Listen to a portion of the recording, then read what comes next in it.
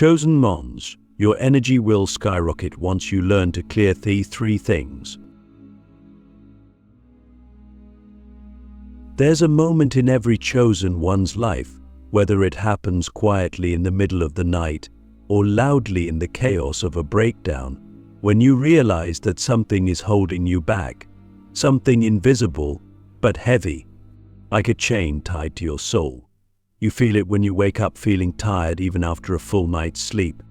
You feel it when you look around and realize your life doesn't match the vision you once had. You feel it when you try to meditate, to manifest, to journal, to pray, and nothing seems to shift. That feeling isn't just emotional, it's energetic. And it's not your imagination. You are carrying something that you were never meant to carry. I've been there. I've sat in the silence of remote temples, and I've stood in the middle of bustling cities, surrounded by noise, but the internal weight was the same. I sought answers in books, retreats, even experiments with fasting and silence. And each time, the truth became clearer. We are not suffering from a lack of energy. We are suffering from energetic interference. Imagine trying to receive a divine signal through a radio that's filled with static. The signal is there. The energy is there. But you can't feel it, you can't hear it, because of the noise. That's what we're going to address, clearing the static.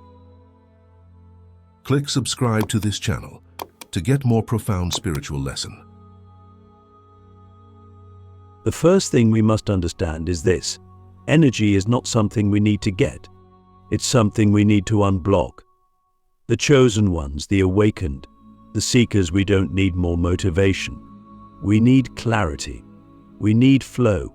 We need to remove the three major energy distortions that have been embedded in us since childhood.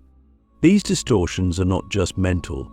They're spiritual viruses, deeply encoded energetic patterns we've inherited from society, family, and past versions of ourselves. And once you see them, you can never unsee them. Once you clear them, your energy will not only return, it will explode. But here's where it gets real. The first distortion is something so subtle, so cleverly disguised, that most never question it. It is the belief that you are not enough. Let that sink in. Not a surface-level insecurity, but a deep-rooted energetic imprint that says, I'm not worthy unless I prove it. You can feel it every time you hesitate to speak your truth, every time you compare yourself to others, every time you shrink, apologize for your brilliance, or overextend just to be accepted. This distortion doesn't just steal your confidence, it drains your life force. You are leaking energy trying to become something you already are. Ask yourself this: when did you first learn that being yourself wasn't enough? Was it the way a parent looked at you when you made a mistake?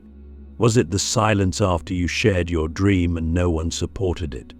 Or was it simply the world subtly whispering that you must become more, do more, hustle more just to earn your place? That belief is not yours. It was given to you. And what was given can be returned. To clear this distortion, we must go beyond affirmations. We must embody a new truth. Start by observing the moments when you feel the compulsion to prove yourself. Pause. Breathe. Ask, who am I trying to impress right now? Whose approval am I chasing? Often, it's not even a real person, it's a version of yourself that believes love is conditional. But love, true love, divine love, it's not earned, it's remembered. Every time you return to your true self, without the mask, without the performance, you reclaim your energy. You realign with your original frequency. And suddenly you'll notice something strange: the exhaustion starts to fade. Your body feels lighter. Your thoughts become clearer. Why? Because pretending is exhausting. Authenticity is energizing. Now, let's go deeper. The second major distortion comes from unresolved emotional trauma. And before you tune out thinking this doesn't apply to you, pause. Trauma isn't just about what happened to you. It's also about what didn't happen. The love you didn't receive, the validation you didn't get, the apology that never came, the goodbye that was never said. These unprocessed emotions are not just in your mind, they are stored in your energy field, your nervous system, your cellular memory. You've probably heard the phrase, time heals all wounds, but that's not entirely true. Time doesn't heal what you avoid. Only presence does. Only awareness, only radical, fearless looking. When we suppress emotion, we don't eliminate it, we just bury it. And buried energy doesn't disappear, it festers. It becomes fatigue. It becomes anxiety. It becomes emotional numbness or outbursts that seem to come from nowhere. So how do we clear it? We feel it. We finally feel it. Not mentally analyze it. Not distract ourselves. But sit with the discomfort. Cry if you must. Scream if you must. Write letters you'll never send. Talk to your inner child. Hold space for the version of you that didn't know how to cope. And then forgive yourself. Not because what happened was okay, but because you deserve to be free. There's a sacred power in grief. It's not weakness, it's release. Every emotion you've suppressed is an energy block waiting to be dissolved. And once you release it, your energy skyrockets, not because you've gained something, but because you finally let go of what was weighing you down. Here's a question I want you to sit with tonight. What emotion have you been avoiding for years? What part of yourself have you locked away because it felt too painful to face? Are you ready to meet that version of you, not to judge it, but to love it home? And that brings us to the third great distortion, the attachment to identity. This one is the trickiest because it hides in plain sight. Who do you think you are? Your name? Your age? Your profession? Your past? We've been conditioned to believe that we are our stories. But stories are just experiences. You are not your past. You are not your trauma. You are not your success or failure. You are the awareness behind all of it. When you attach to identity, you limit your energy. You become a character in a script you didn't write. But the moment you realize you can rewrite the story, that you are the author, not the character, your energy expands. You become fluid, infinite, multidimensional. You stop trying to be consistent with who you were, and you start being true to who you are becoming. Let me ask you something hard. Who would you be if you forgot everything they told you to be? If you didn't need to uphold a label or a role or a reputation, what would your soul choose right now? That's the version of you with the most energy. That's the version of you that can move mountains, speak truth, and vibrate at frequencies most people can't even comprehend. The chosen ones are not chosen because they are special. They are chosen because they choose truth over comfort, over validation, over fear. And when you start clearing these three distortions, the lie of no-to-nos, the weight of unprocessed emotion, and the prison of identity, your energy doesn't just return. It erupts. It explodes. It becomes a force that others can feel just by being in your presence. This is just the beginning. The journey of clearing is not one event, it's a sacred practice. But every step you take towards clarity, you reclaim a piece of your soul. And when your soul is fully present, fully alive, fully embodied, you become unstoppable. The sacred science of energy flow and why most people are doing it wrong. We live in a world obsessed with doing. Hustle harder. Grind longer. Wake up at 5 a.m., journal, cold plunge, manifest your goals, repeat. And while there's nothing wrong with discipline or ambition, most people are playing the game of energy like it's about stacking more on top, more habits, more tools, more techniques. But here's the deep truth very few will tell you. Energy is not generated by doing more. It's liberated by doing less of what blocks it. The real power lies not in the next hack, but in understanding the flow. Energy is not a battery to be charged. It's a river to be unblocked. And most people are building dams with their thoughts, emotions, and attachments without even realizing it. When I say flow, I don't mean a poetic idea. I mean something literal. There is a current that runs through you, through your body, your breath, your emotions, and your consciousness. This current is ancient. It existed before your body, and it will continue after. Some call it life force. Others call it chai, prana, spirit, or simply awareness. But whatever name you choose, it's the same river. And when it flows freely, you feel it in your bones. You feel it in your clarity, in your decisions, in your ability to speak truth without hesitation. You radiate. You become magnetic. People don't know why they're drawn to you, but they are, because energy doesn't lie. But the tragedy is most people's river is clogged, not from lack of effort, but from misunderstanding. They think they're managing energy by eating clean, meditating, doing yoga, and drinking green juices. But they're ignoring the deeper blockages: resentment, self-pity, judgment, shame, guilt, overthinking. These are not just feelings.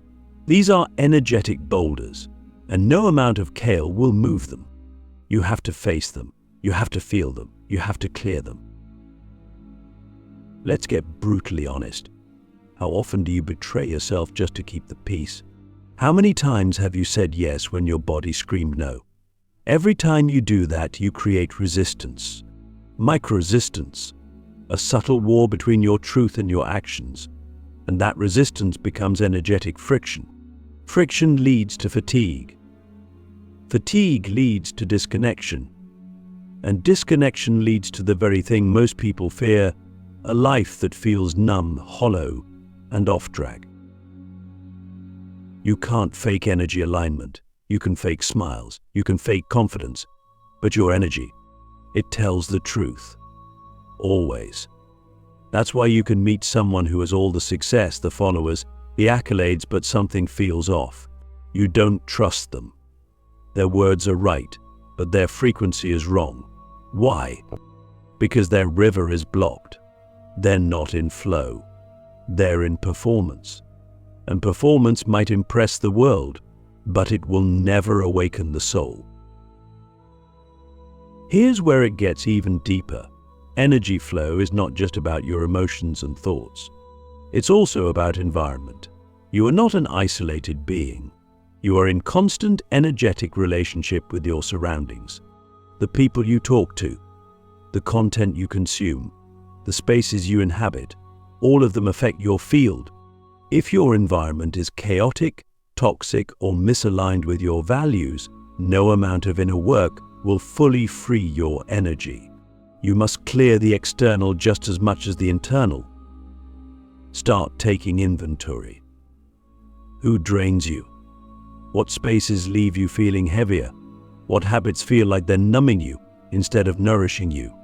This is sacred work. It's not about blaming anyone or anything. It's about honoring your alignment. When something is out of flow, it's not wrong, it's just not yours anymore. And the longer you hold onto what you've outgrown, the more you clog your river. Don't wait for a breakdown to realign. Don't wait until your body collapses, your spirit rebels, or your life falls apart. You can choose now. You can start listening to the whispers before they become screams. Because your energy is talking to you all the time. The question is, are you listening? Or are you too busy fixing what was never broken, chasing what was never meant for you? Here's something radical. What if energy flow is your natural state? What if all the struggle, confusion, and burnout are just symptoms of being out of sync with your essence? What if you didn't have to force anything anymore, but simply allow the river to guide you? This isn't passivity, it's trust. Trust in your own inner wisdom. Trust in divine timing. Trust that when you clear the blockages, the current will carry you exactly where you need to be, with less effort and more grace. Imagine waking up and feeling light, not because your to-do list is empty, but because your soul is unburdened. Imagine walking into a room and people feel your presence before you speak. Imagine creating, working, loving not from depletion but from overflow. That's not a fantasy. That's your natural state. You were meant to live this way. But first you must stop doing energy wrong. You must stop trying to control the river and start flowing with it. The forgotten power of spiritual boundaries and why your energy depends on them.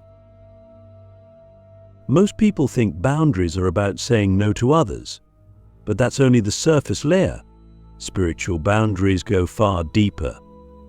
They're not just about protecting your time or your space, they're about protecting your energy signature, your vibration, your essence. Because if you're a chosen one, if you're even slightly awake to the deeper layers of reality, then your energy doesn't just affect you, it affects everything around you. And the clearer your energy becomes, the more others will want to plug into it. Consciously or unconsciously, people will try to take what you didn't even know you were leaking. And unless you learn how to hold your field, you'll burn out. Let's expose something that no one talks about enough. Most exhaustion people feel isn't physical. It's spiritual. It's energetic. You can sleep for 10 hours and still wake up tired if your energy field is being constantly invaded by people, thoughts, or emotions that don't belong to you. Every time you engage in a conversation you didn't want to have, every time you absorb someone's drama out of guilt, every time you scroll through content that leaves you feeling anxious or low, you're not just wasting time. You're giving away power. And here's the kicker. If you don't set your energetic vibration, the world will set it for you. If you don't claim your frequency, something or someone else will tune you into theirs. That's how so many gifted, radiant, intuitive souls become drained, confused, even lost. They forget that their energy is sacred. They forget that just because they can hold space for others doesn't mean they should. You were not born to be everyone's emotional landfill. You were born to be a lighthouse. But even lighthouses need solid ground. So what does it mean to have spiritual boundaries? It means knowing the difference between compassion and codependency. It means recognizing when your empathy is actually harming you. It means realizing that you're not here to save everyone, and that trying to do so is a form of ego, not enlightenment. Yes, read that again. Sometimes the desire to heal everyone is rooted in a hidden belief that your worth is tied to being needed. That's not love, that's survival. Spiritual boundaries begin with self-awareness. You must know your energetic baseline. What does your energy feel like when it's yours? Not after a conversation with someone toxic, not after scrolling endless content, not after trying to fit in or please others, but in your raw, unfiltered, grounded state. You need to know that version of you so intimately that the moment something foreign enters your field, you feel it. It might be a slight tension in your chest, a fogginess in your mind, an irritation that doesn't match the moment. These are not random. These are signs. Your energy is speaking. Are you listening? Next, you must learn to guard your field not with fear, but with sovereignty. You don't need to cut people off, become cold, or isolate. That's not what boundaries are. Boundaries are not walls. They are filters. You can love someone deeply and still say, "I will not allow your chaos into my peace." You can be compassionate and still say, "This is not mine to carry." You can be kind and still say, "No." In fact, the more spiritually evolved you become, the more precise your no must be. And here's what happens when you start honoring your boundaries. Your energy begins to regenerate. Fast, you stop leaking power. Your intuition sharpens. Your creativity returns. You begin to attract people and opportunities that match your authentic frequency, not your wounded one. Why? because you're finally standing in your truth, and truth is magnetic. But let's go deeper. One of the most overlooked spiritual boundaries is the boundary against your past self. Yes, you read that right. Sometimes the person draining your energy the most is the version of you still living in guilt, shame, or regret. And you have to stop letting who you were decide who you're allowed to become. That's a boundary too. You must be brave enough to say, that version of me was doing the best they could, but they are not driving this vehicle anymore. Until you do that, you'll be stuck defending a life you no longer want, simply because you haven't drawn a boundary between evolution and identity. Let me ask you this: who or what have you been giving your energy to that never gives back? What patterns, people, or inner narratives are feeding off your light while giving you nothing but noise in return? And more importantly, what would happen if you stopped? Not in anger, not in rebellion, but in peace, in power. What if you simply retracted your energy and returned it to yourself? That's what spiritual boundaries give you, your energy back. And with that energy, you can do what you were born to do, not just exist, but create, lead, serve, love, radiate. You can stop surviving and start living. You can stop trying to fix everyone and start becoming who you were always meant to be. Because the truth is, your energy is the most valuable currency you have. And when you protect it, everything changes. The final unlock: how to activate the energy that transcends time, fear, and form. There comes a moment on the path after you've cleared the distortions, after you've aligned with flow, after you've guarded your sacred energy, when something shifts. It's subtle at first, like the softest whisper, but unmistakable. You begin to feel an energy that doesn't come from food, sleep, or motivation. It doesn't fluctuate with your mood or circumstances. It's deeper. It's ancient. It's you. Not the you shaped by the world, but the you that existed before your name, before your story, before your body. This is the final unlock. And once it's activated, you're no longer just managing your energy. You're transmitting it. This is the energy that transcends time. It's not bound by past or future. It doesn't care about your age, your achievements, your failures. It exists in the eternal now. It's the divine essence that flows through every awakened being. And it's accessible not by force but by surrender, not by striving but by presence. You see, all this time you weren't trying to become something greater. You were trying to remember something older, something eternal. That beneath all the noise, the healing, the unlearning, the truth was always waiting patiently. You are already whole. But here's the secret nobody tells you: this energy cannot be activated through willpower alone. You cannot chase it. You must make space for it. You must become empty enough, still enough, honest enough, that it finally has room to rise. That means confronting everything that still creates resistance in you. Fear of judgment, fear of failure, fear of being seen, fear of being too powerful. Yes, that's a real one. Many of us fear our own light more than our darkness, because once you step into this energy, you can't hide anymore. You can't play small. You can't pretend you don't matter. You become responsible for your resonance, and that responsibility is sacred. This is where the chosen ones separate from the curious ones, because activating this level of energy means choosing truth over comfort every single day. It means staying present when your ego wants to react. It means leading with love when your wounds want to attack. It means trusting the unknown when your mind craves control. And it means living from your soul, not your survival patterns. That's not always easy, but it's always worth it. You'll know this energy is active not by how loud your life becomes, but by how clear it feels. You'll start noticing synchronicities, conversations that change your trajectory, dreams that guide you, people who reflect your growth.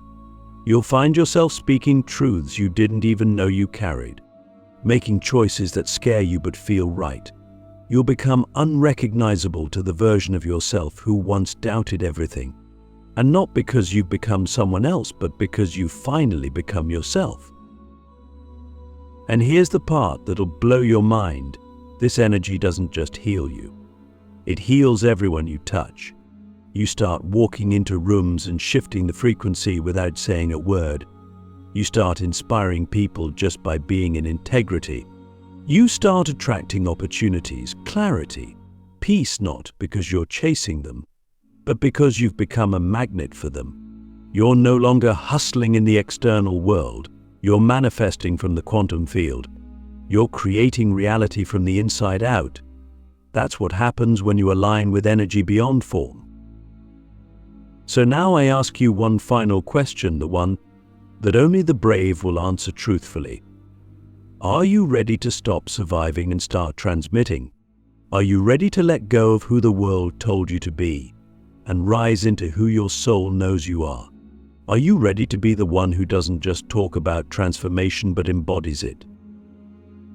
Because if you are, then nothing can stop you. Not the past, not fear, not doubt.